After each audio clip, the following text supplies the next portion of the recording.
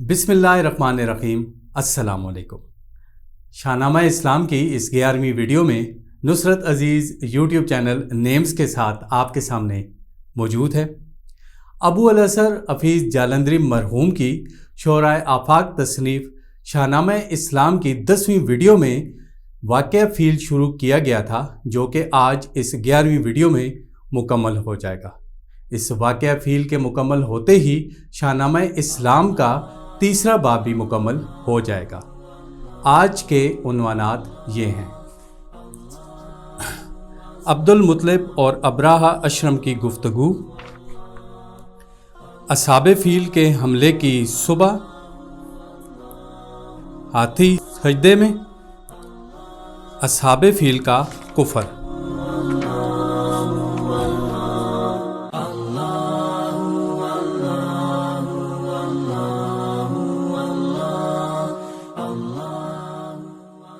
سحر کے وقت ایک بدو یہ مکے میں خبر لایا کہ لشکر فیل والوں نے حرم کی حد پہ ٹھہرایا، چراگاہوں میں خاک اڑنے لگی ہے ظلم کے مارے، پکڑ کر اونٹ عبد المطلب کے لے گئے سارے، ہوئے تیار عبد المطلب بھی یہ خبر سن کر، تنے تنہا چلے گھوڑے پہ چڑھ کر جانب لشکر۔ وہاں پہنچے تو ان کو ابراہہ نے دور سے دیکھا کہ ایک مرد معمر آ رہا ہے بے دھڑک تنہا، نشان چہرے سے ظاہر ہے بزرگی کے، امارت کے، شرافت کے، نجابت کے، تقدس کے، طہارت کے۔ وہ ان کی پیشوائی کے لیے باہر نکل آیا، بڑی عزت سے اپنی بارگاہ میں لا کے بٹھلایا، کہا فرمائیے کیا نام ہے، کیا کام ہے صاحب، بیان کیجئے یہاں آنے کا اپنے مقصد و مطلب۔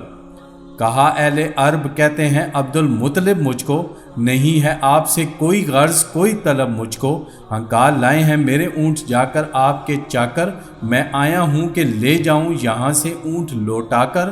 سنی یہ بات تو حیران ہو کر ابراہہ بولا کہ شاید تم نے اپنی بات کو دل میں نہیں تولا، یہ ظاہر ہے میں آیا ہوں یہاں کعبہ گرانے کو، تمہارے جد امجد کی عبادت گاہ ڈھانے کو۔ تعجب ہے کہ ایک ناچیز شے کا ذکر کرتے ہو، نہیں کعبے کی فکر اونٹوں کی اپنی فکر کرتے ہو۔ تمہیں لازم تھا عزت کے مطابق گفتگو کرتے، خدا کا گھر بچانے کے لیے کچھ آرزو کرتے۔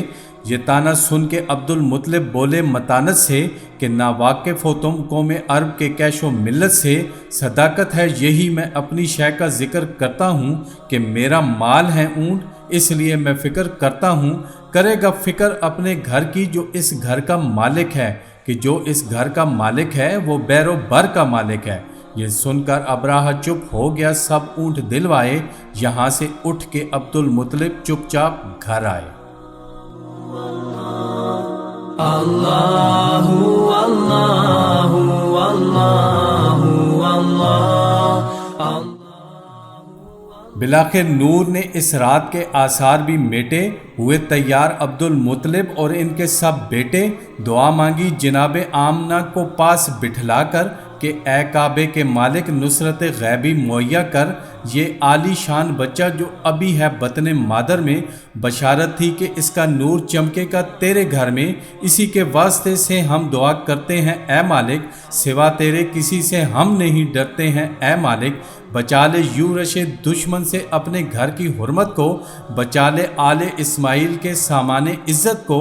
دعائیں مانگ کر اٹھے فراز کو پر آئے، یہاں سے فوج دشمن کے انہیں نقش نظر آئے، غبار اڑتا نظر آیا حرم کے ایک کنارے سے، فلک کا رنگ پھیکا پڑ گیا تھا اس نظارے سے، چڑھی آتی تھی کعبے پر گھٹا ظلمت کی صحرا سے، ستارے ڈر کے مارے ہو گئے روپوش دنیا سے، سحر نے بستر مشرق سے لی جب اٹھ کے انگڑائی، افق پر کالے کالے ہاتھیوں کی چھاؤنی چھائی، ہنسا شیطان کے بھر آنے لگی اس کی امید آخر، بڑھایا ابراہہ نے فوج سے فیل سفید آخر، قطاریں ہاتھیوں کی پیچھے پیچھے بڑھتی آتی تھی، بروئے کعبہ یہ کالی گھٹائیں چڑھتی آتی تھیں، کہیں آنکس کہیں تیغے کہیں برچھے چمکتے تھے، مہاوت ہاتھیوں کو ریلتے تھے کفر بکتے تھے۔ حرم کی حد میں یوں جب چیرا دستی کا سما دیکھا، زمین نے خوف سے تھرا کر سوئے آسمان دیکھا۔ As I look to nature's beauty, dazzled am I knowing everything calls on you, the Lord Most High. اٹھائی تیغ، اب غصے میں عبد المطلب اٹھے، فدائے کعبہ ہو جانے کو باغیظ و غضب اٹھے، مگر اٹھتے ہی ان کو اور ہی نقشہ نظر آیا، جلال رب کعبہ کا عجب جلوہ نظر آیا۔ حرم کی حد میں آیا ابراہہ تو رک گیا ہاتھی، پے تعظیم کعبہ عاجزی سے جھک گیا ہاتھی، گرا سجدے میں سر ایسا کہ پھر اوپر نہیں اٹھا، ہزار آنکس پڑے تن پر مگر یہ سر نہیں اٹھا۔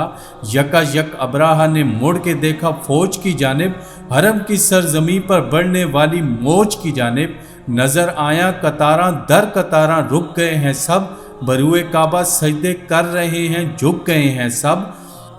تعجب اور گھبراہٹ کا ہنگامہ ہے پیش و پس، مہاوت مارتے ہیں ہاتھیوں پر پہ بپہ آنکس، پڑے ہیں اس طرح ہاتھی کے جنبش ہی نہیں کرتے، خدا کا ڈر ہے دل میں آج شیطان سے نہیں ڈرتے۔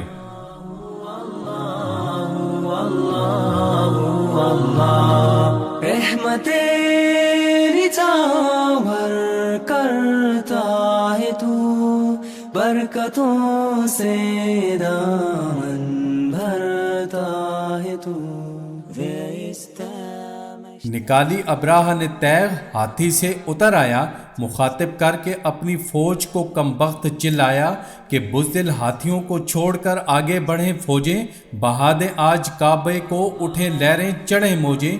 یہ کہنا تھا کہ چھائی آسمان پر ایک بدلی سی، فضا میں روشنی مہر کر دی جس نے گدلی سی، بلندی پر سے عبد المطلب حیرت سے تکتے تھے کہ وہ خطہ جہاں یہ لوگ ایسا کفر بکتے تھے، وہاں زیر فلک ساری فضا پر چھا گئیں چڑیاں، خدا جانے کہاں سے جمع ہو کر آ گئی چڑیاں۔